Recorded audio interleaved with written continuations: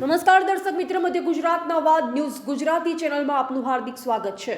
અનુપમ મંડળે થોડા દિવસ પહેલા પ્રધાનમંત્રી અને રાષ્ટ્રપતિને આવેદનપત્ર આપ્યું, તેનો જવાબ માંગતા આજે ડીસા રૂરલ પોલીસ સ્ટેશનમાં જવાબ લખાવ્યો હતો। અનુપ મંડળે જણાવ્યું હતું કે ડીસામાં 2 વાણિયા દ્વારા મંડળના ભાવિકોને ખોટા કેસ કરી ખોટી રીતે હેરાન કરવામાં આવે છે અને મંડળને બદનામ કરવાની કોશિશ કરવામાં આવે છે। ભોયણ ગામમાં અમારી ઝૂંપડી પડાવી હતી, પરંતુ આવા તો હજારો મંદિર ગૌચરની જમીન પર છે, તો અમારી ઝૂંપડી જ કેમ તોડી પાડવામાં આવી તેની તપાસ કરવી જોઈએ। અનુપ મંડળ કોઈ ધર્મ વિરોધી નથી કે કોઈ ધર્મનો વિરોધ કરતું નથી, પણ ધર્મના નામે અધર્મ ચાલી રહ્યું છે તેને ઉજાગર કરે છે। મંડળના અધ્યક્ષે કહ્યું હતું કે અનુપ મંડળ ક્યારેય બદલાશે નહીં, સત્યને ઉજાગર કરીને રહેશે।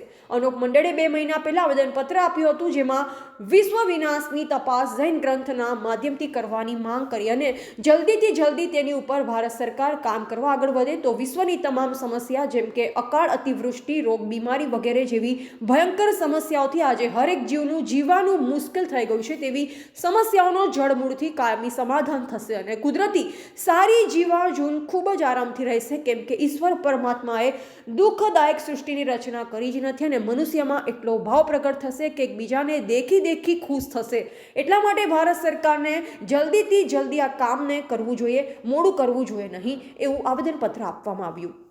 રિપોર્ટર મુકેશ ચૌધરી, ડીસા।